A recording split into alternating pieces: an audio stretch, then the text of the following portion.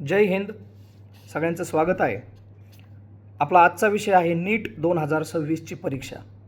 जर सरकारने नीट काशी केली असती तर ही परीक्षा रद्द करण्याची वेळ आणि नामुष्की सरकारवर आली नसती. खरं तर कोणतीही परीक्षा डिक्लेअर करत असताना त्या परीक्षेच्या पेपरच्या अनुषंगाने जी काही पूर्वतयारी असते ती अतिशय गोपनीय असते. म्हणजे ज्यांच्याकडून प्रश्न तयार करून घेतले त्या तज्ज्ञांनासुद्धा माहिती नसलं पाहिजे की आपण तयार करून दिलेले प्रश्न हे या एक्झाममध्ये येणार आहेत. एवढी ती सगळी गोपनीय प्रक्रिया असते. आपण अनेकांनी अनेक वेगवेगळ्या परीक्षा दिलेल्या आहेत, त्यामुळे आपल्याला ती सगळी प्रक्रिया माहिती असायला हवी.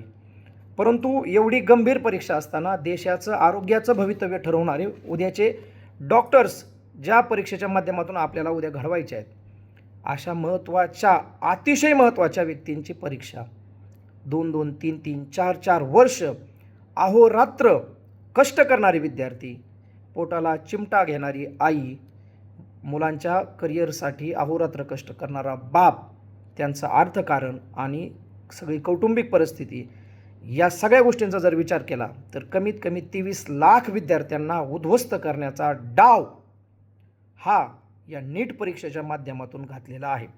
खरं तर पेपर अचानक फुटला, गठ्ठ्यातून पेपर उडून गेला, कुठंतरी रस्त्यावर पडला आणि रस्त्यावर पडलेला पेपर कोणाच्या तरी हातात मिळाला आणि मग त्याला वाटलं की हा नीटचा पेपर आहे आणि मग त्याने बाहेर दिला. असं घडलेलं नाही. जाणीवपूर्वक थंड डोक्याने अब्जावधी रुपयांचं करप्शन, भ्रष्टाचार करण्यासाठी आणि हा पेपर विकण्यासाठी हे सगळं नेटवर्क काम करत होतं आणि त्याच्यातून हा पेपर फुटलेला आहे. खरं तर हा पेपर किती महत्त्वाचा आहे आणि या परीक्षेच्या पाठीमागचं खरं अर्थकारण किती मोठं आहे हे जर आपण ऐकून घेतलं तर मला वाटतं डोळे पांढरे होतील आणि डोकं चक्रावून गेल्याशिवाय राहणार नाही. त्याचं कारण आहे 22 ते 23 लाख विद्यार्थ्यांनी परीक्षा दिलेली आहे आणि ही परीक्षा देत असताना त्यांनी 2-2, 3-3 वर्षाची पूर्वतयारी केलेली आहे. अहोरात्र कष्ट करून या विद्यार्थ्यांनी घाम गाळून अभ्यास केलेला आहे. परंतु हा अभ्यास करत असताना सध्या देशामध्ये कोचिंग क्लासेसच्या माध्यमातून जे काही मोठं अर्थकारण सगळं सुरू झालेलं आहे त्या अर्थकारणाच्या आडूनच हा सगळा गेम खेळलेला आहे. नव्हे तर कोचिंग क्लासेसमधले काही लोक, ज्यांना आपण कोचिंग क्लास नव्हे कोचिंग माफिया असा शब्द जरी वापरला तरीसुद्धा तो कमी पडेल, अशा कोचिंग माफियांनी यामध्ये प्रचंड मोठा घोटाळा केलेला आहे. तो कसा आणि अर्थकारण काय आहे ते आपण आज या व्हिडिओच्या माध्यमातून जाणून घेऊया. सगळ्यात पहिली सुरुवात करूया आपण महाराष्ट्रातून. लातूर म्हणजे शिक्षणाची पंढरी. एकेकाळचा लातूर पॅटर्न राज्यात नव्हे तर देशात सुप्रसिद्ध असणारा पॅटर्न, महाराष्ट्राला सगळ्यात जास्त टॉपर्स देणारा पॅटर्न म्हणजे लातूर पॅटर्न. या लातूरमध्ये नीटचे क्लासेस सुरू आहेत. राजर्षी शाहू महाराजांच्या नावाच्या संस्थेने हे क्लासेस सुरू केले आणि शाहू कॉलेजचं देशभर नाव झालं आणि देशभरातले विद्यार्थी शाहू कॉलेजच्या माध्यमातून लातूरमध्ये अभ्यासासाठी यायला लागले आणि एक मोठी नीटची इंडस्ट्री लातूरमध्ये उभा राहिली. तुम्हाला माहीत असेल की या स्पर्धेच्या चढाओढीमध्ये क्लासेसच्या अर्थकारणामुळं पाठीमागे एक खूनसुद्धा झाला होता आणि क्लासेस घेणाऱ्या व्यक्तीनेच दुसऱ्या क्लास करणाऱ्याच्या खुनाची सुपारी दिली आणि त्याला खून केला. ही घटना देखील महाराष्ट्राला माहिती आहे. या लातूरमध्ये जर नीटच्या क्लासेसची जर आपण फी बघितली तर शाहू कॉलेजचीच फी एका वर्षाची 2 वर्षाची कमीत कमी 1,80,000 रुपये एवढी क्लासेसची फी आहे. एवढंच नाही तर लातूरमध्ये जर 2 वर्ष विद्यार्थी ठेवायचा म्हणलं तर एका महिन्याला एका विद्यार्थ्याला 7,000, 10,000, 12,000पर्यंत खर्च येतो. असा मिळून क्लासेसचा 1,80,000 आणि 2 वर्षाचा विद्यार्थ्याचा खर्च 2 ते 2.5 लाख रुपये असे मिळून कमीत कमी 4 लाख रुपये आणि जास्तीत जास्त 5 लाख रुपये 2 वर्षाला एका विद्यार्थ्याला लागतात. कोट्यामध्ये जर आपण हा खर्च बघितला, कोटा म्हणजे फरशी म्हणजे राजस्थान. आता गणित बदललं, अर्थकारण बदललं. आता कोटा म्हणजे क्लास. फरशीच्या इंडस्ट्रीपेक्षा मोठी क्लासची इंडस्ट्री झाली. अर्थकारण किती मोठे ते आपण जाणून घेऊया. एका क्लासची कमीत कमी फी 2 लाख रुपये आहे 2 वर्षाची आणि कोट्यामध्ये राहण्याचा खर्च महाराष्ट्राच्या तुलनेत जास्त आहे. त्यामुळे कमीत कमी 15,000 ते 20,000 रुपये एका महिन्याला विद्यार्थ्याला खर्च येतो. हा जर खर्च आपण एकंदरीत पाहिला तर कमीत कमी 5 ते 7 लाख रुपये एका विद्यार्थ्याला 2 वर्षाला कोट्यामध्ये नीटचे क्लास पूर्ण करायला लागतात. पुढं जाऊया आपल्या शिक्षणाच्या पंढरीमध्ये, पुण्यामध्ये काय परिस्थिती आहे. झा नावाचे क्लासेस आहेत जे टॉपचे क्लासेस म्हणून पुण्यामध्ये ओळखले जातात. त्यांची फी 5 लाख रुपये आहे 2 वर्षाची. एवढंच नाही तर त्यांच्यासोबत कॉम्पिटिशन करणारे जे काही इतर क्लासेस आहेत त्यांचीसुद्धा 2.5 ते 5 लाखापर्यंत फी आहेत.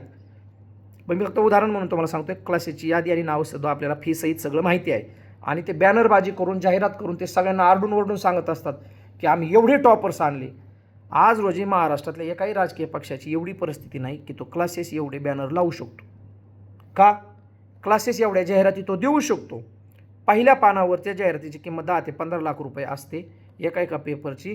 क्लासेसच्या जाहिराती जर तुम्ही बघितल्या तर तुमच्या लक्षात येईल की करोडो रुपये खर्च फक्त ॲडव्हर्टाईजवर क्लासेस करतायत. याचं उत्पन्नाचा स्रोत काय? तर तो आहे विद्यार्थ्यांमध्ये असलेली चढाओढ. आणि त्याच्याही मुळाशी जाऊन सांगायचं झालं तर भारतामध्ये MBBSसाठी, BAMSसाठी, BHMSसाठी ज्या काही फीस आहेत त्या फीस पालक देऊ शकत नाहीत. म्हणून मुलं आपली स्पर्धेमध्ये चांगल्या मार्काने उत्तीर्ण झाली पाहिजेत. त्यासाठी त्यांना चांगलं शिक्षण शाळेमध्ये जर मिळत नसेल तर त्यांना खाजगी क्लासेस लावले पाहिजेत. या मानसिकतेमधून ही सगळी स्पर्धा सुरू झालेली आहे. आणि ती कुठपर्यंत जाऊन पोहोचली? पुण्याच्या पुढे जाऊ आपण तालुक्याला. मी श्रीगोंदा तालुक्यातून हा व्हिडिओ बनवतोय. श्रीगोंदा तालुका अहिल्यानगर जिल्ह्यामधला अतिशय ग्रामीण भागातला हा तालुका आहे. या तालुक्याच्या ठिकाणी सुद्धा आमच्याकडं नीटचे काही क्लासेस होतात. त्या क्लासेसला सुद्धा 1 लाख रुपये एवढी कमीत कमी नीटच्या क्लासेसची फी आहे. आणि श्रीगोंद्यामध्ये जर राहायचं म्हणलं तर 3,500 ते 5,000 रुपये पर महिन्याला कमीत कमी खर्च विद्यार्थ्यांना येतो. तो 5-6 हजाराच्या पुढेही जाऊ शकतो. म्हणजे एका वर्षाला कमीत कमी 60,000 ते 70,000 रुपये एका विद्यार्थ्याचा इतर खर्च.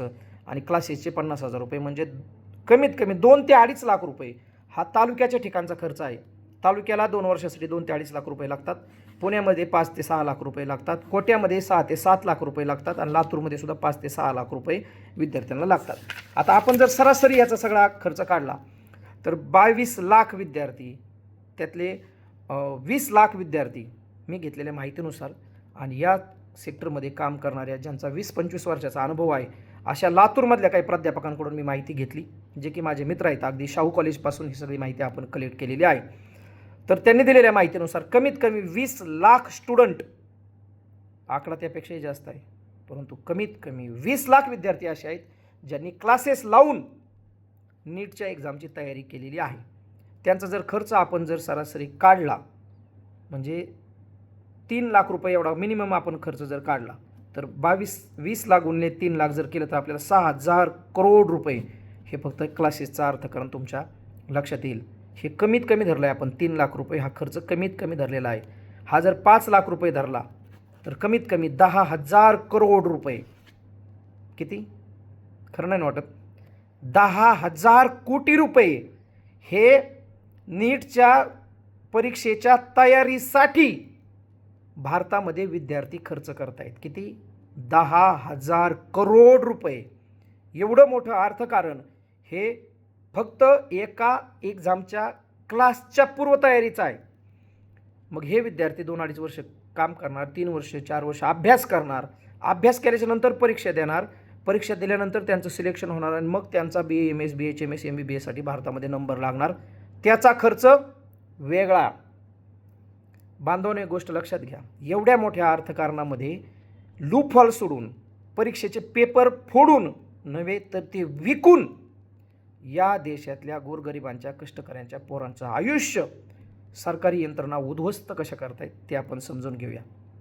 तुमच्या लक्षात येईल 2024मध्ये हा घोटाळा झाला होता. हा घोटाळा आज पहिल्यांदा झाला आहे, अशातला काही भाग नाही. 2024साठी झाला.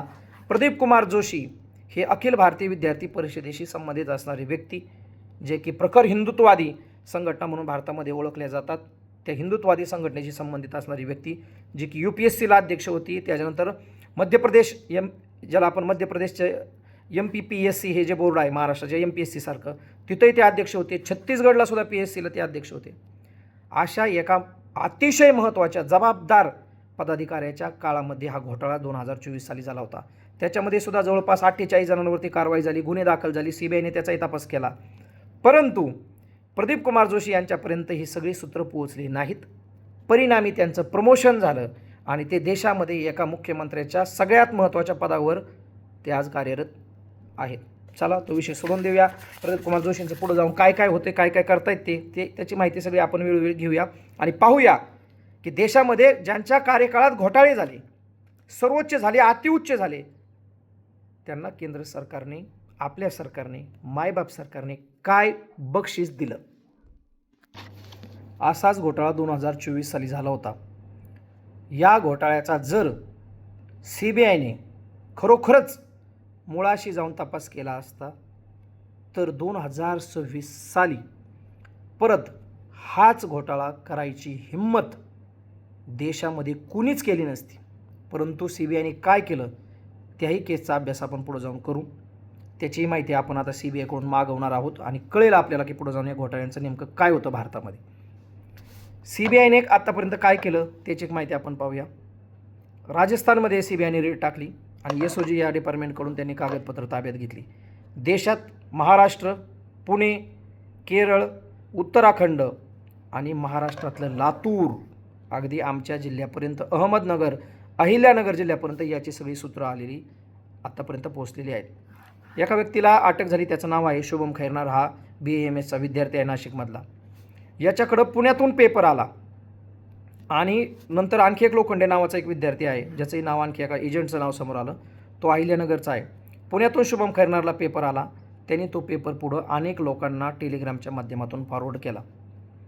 पुण्यामधलं एक नाव समोर आलं जे नाव हादरवणार आहे. ते नाव आहे मनीषा वाघमारे यांचं. कोण आहे त्या मनीषा वाघमारे? ज्या करिअर काउन्सिलिंग अकॅडमी चालवतात आणि त्यांच्यावर काय संशय आहे? त्यांनी 15 लाख रुपयांना नीटचा पेपर विकला असा संशय आहे म्हणून CBIने त्यांना ताब्यात घेतलं आहे. आणखीन जयपूरमध्ये बिवाल नावाचं एक कुटुंब आहे. तेही कुटुंब हे राजस्थानच्या नीट परीक्षा पेपर फोडण्याच्या घोटाळ्याच्या मुख्य केंद्रभागी आहे. डेहराडूनमध्ये देखील हा पेपर विकण्यात आला. पेपर विकण्याची एक पद्धती कशा पद्धतीची या सगळ्या घोटाळ्यामध्ये आहे ते आपण समजून घेऊया. 3 तारखेला पेपर झालेला आहे आणि 7 तारखेला ज्या विद्यार्थ्यांनी ॲन्सर कीच्या माध्यमातून, पेपरच्या माध्यमातून तपासणी केली की आपल्याला किती मार्क पडत आहेत, त्यांच्या लक्षात आलं की त्यांच्यासोबतच्या काही विद्यार्थ्यांकडे गेस पेपर होते आणि गेस पेपरमधले जवळपास ते 90 ते 95% क्वेश्चन हे ओरिजिनल परीक्षेतल्या क्वेश्चनसोबत जुळणारे होते. म्हणजे हा गेस पेपर नव्हताच, हा ओरिजिनलच पेपर होता, परंतु गेस पेपरच्या नावाखाली हा पेपर विकण्यात आला. म्हणजे 3 तारखेच्या एक्झामच्या अगोदरच काही दिवसांपूर्वी हा पेपर फोडून विकण्यात आलेला होता. आणि त्याचा रेट काय आहे जो CBIच्या माहितीतून आतापर्यंत मीडियाच्या माध्यमातून समोर आला आहे. गेस पेपरची किंमत 2 ते 5 लाख रुपये होती. कन्फर्म पेपर जो आहे म्हणजे गेस पेपर तरी 90-95% आणि कन्फर्म पेपर म्हणजे 100% मार्क मिळतील अशा पद्धतीचा पेपर, त्याची किंमत 10 ते 15 लाख रुपये होती. आणि जर तुम्हाला खात्रीने तुम्हाला पाहिजे त्या MBBS कॉलेजला ॲडमिशन घ्यायचं असेल तर तुम्हाला जेवढे मार्क पाहिजे तेवढे मार्क पाडून देण्याची हमी ज्या रकमेच्या माध्यमातून देण्यात आली ती रक्कम होती 40 ते 50 लाख रुपये एका पेपरची किंमत. CBI आत्तापर्यंत तपास करते. CBIने आत्तापर्यंत मोबाईल ताब्यात घेतलेत, लॅपटॉप ताब्यात घेतलेत, बँकेचे ट्रान्झॅक्शन तपासायला सुरुवात केली. सगळ्यात महत्त्वाचं म्हणजे टेलिग्रामच्या माध्यमातून जे पेपर लीक केले ते पेपर तपासण्याचं काम CBI करते.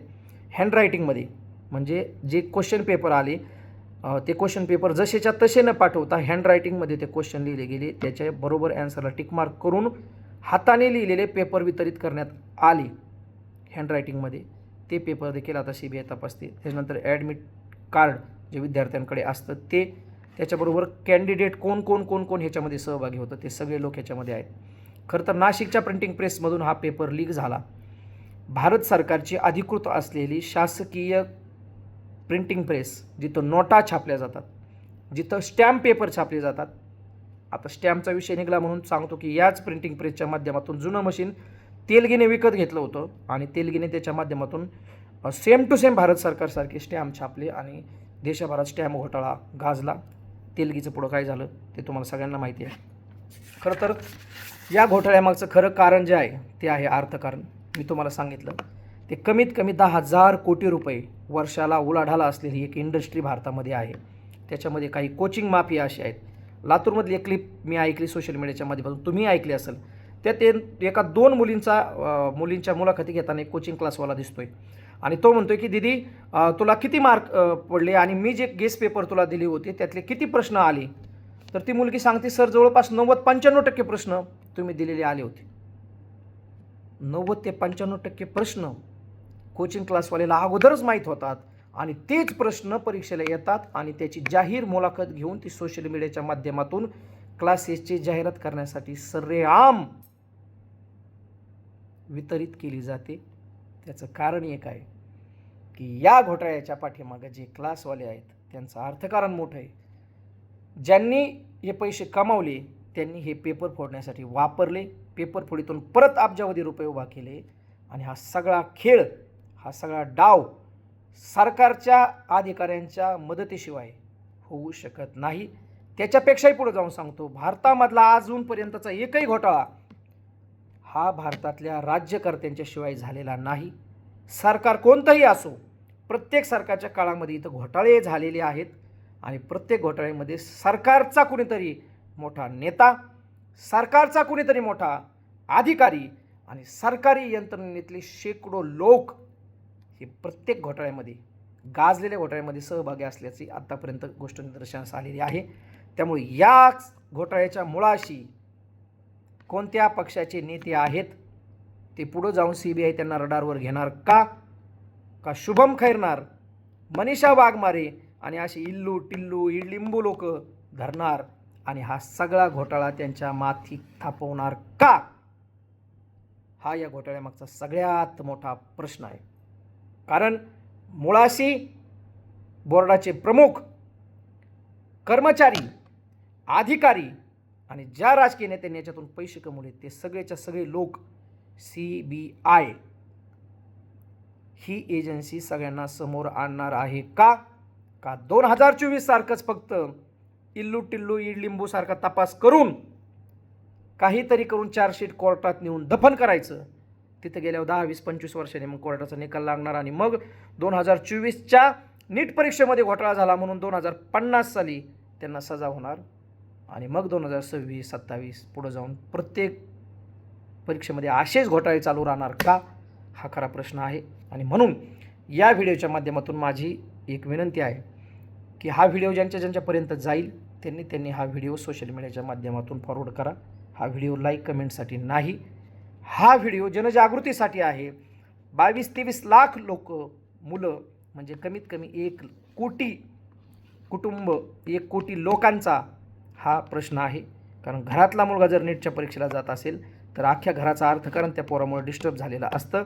आईवडील आणि त्याची इतर भावंड ही देखील या गोष्टीचा परिणाम भोगत असतात आणि म्हणून जनजागृती झाली पाहिजे आणि भारत सरकारला लाज वाटली पाहिजे आणि त्यांनी परत पुढे जाऊन नीट काशी केली पाहिजे, नीट झक मारली पाहिजे, याच्यासाठी हा व्हिडिओ आहे. आणि म्हणून पालकांनी आता जागरूक व्हावं आणि रस्त्यावर उतरायची तयारी करावी. जरी सरकारने सांगितलं असलं सोनं घेऊ नका, सोनं घ्यायचं नाही, डिझेल वापरू नका का वापरायचं ना, चलत जाऊ, परंतु रस्त्यावर उतरायची तयारी या घोटाळ्याच्या बाबतीत जर पालकांनी नाही केली तर उद्या अशाच सरकार भलेही परत परीक्षा घेण्याचं आव्हान करेल, परत परीक्षा घेण्याचं ढोंग करेल, मात्र विद्यार्थ्यांचं झालेलं नुकसान, त्यांची बिघडलेली मनस्थिती आणि त्यांनी आतापर्यंत या क्लासेससाठी खर्च केलेले 10,000 करोड रुपये हे भारत सरकार देणार आहे का? झालेल्या घोटाळ्याला सर्वथा सरकार जबाबदार आहे.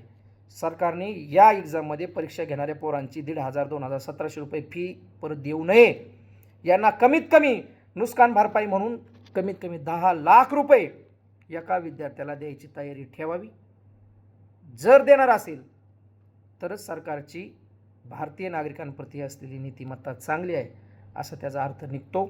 अन्यथा सरकार हे फक्त तुम्हाला आम्हाला लुटायला बसलेलं आहे आणि सरकारी अधिकाऱ्यांच्या माध्यमातून, कर्मचाऱ्यांच्या माध्यमातून हे सरकार विद्यार्थ्यांना लुटत आहे असा त्याचा अर्थ होईल.